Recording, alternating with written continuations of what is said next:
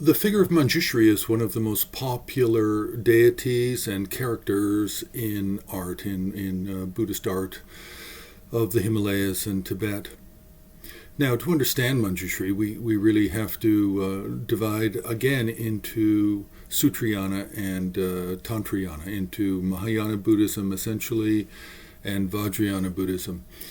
In Mahayana Buddhism, then Manjushri is a character in the sutras. He's actually a primary interlocutor with the Buddha, Shakyamuni, and others in discussing emptiness, Prajnaparamita, the vast collection of Prajnaparamita sutras, Vimalakirti Nirdesa Sutra, and if you subscribe to Manjushri being identical to Mahamati in the Lankavatara Sutra.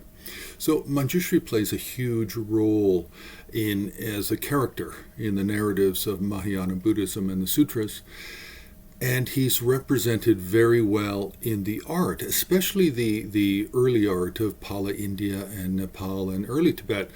We have many, many examples, both in sculpture, primarily sculpture, and then somewhat in painting, of Manjushri in a non-iconic form. This non-iconic here means that it is not a rigid, fixed posture. It is dependent upon the artist and the times and what inspiration the artist is using and what text to depict the one-faced, two-armed Manjushri in a human form, wearing heavenly garments, of youthful appearance, 16 years of age, ideally.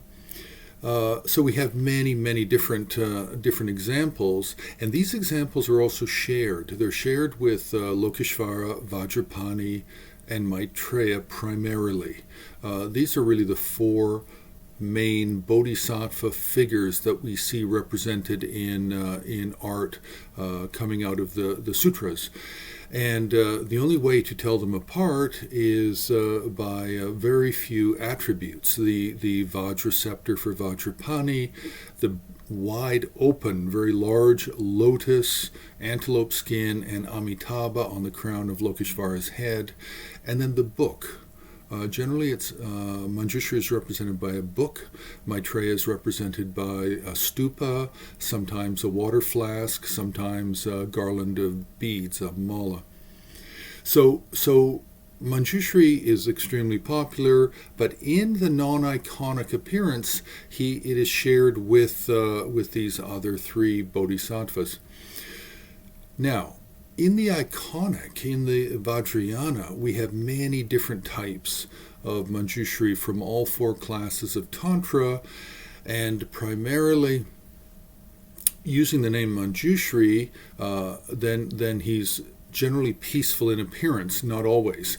And then in his wrathful appearances or his major fourth level Tantra appearances, then the name Manjushri may not be there and may not be in his title, but it's understood that it is a form of Manjushri, such as Vajrabhairava, Krishna Rakta Yamari, Yamadharma Raja, Manjunagaraksha. There's a number of these figures. Now, the most important and most popular forms of Manjushri that appear in art are the Adapachana Manjushri, the White Manjushri, and the Namasangiti. And these three are all based on specific tantras. The Adapachana is coming out of the Manjushri Mulakalpa and the Siddha Aikavira.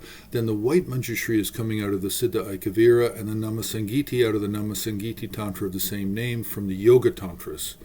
So we have a very broad collection of examples of Manjushri in peaceful form, semi-peaceful, wrathful, and wrathful. We have many types of Manjushri.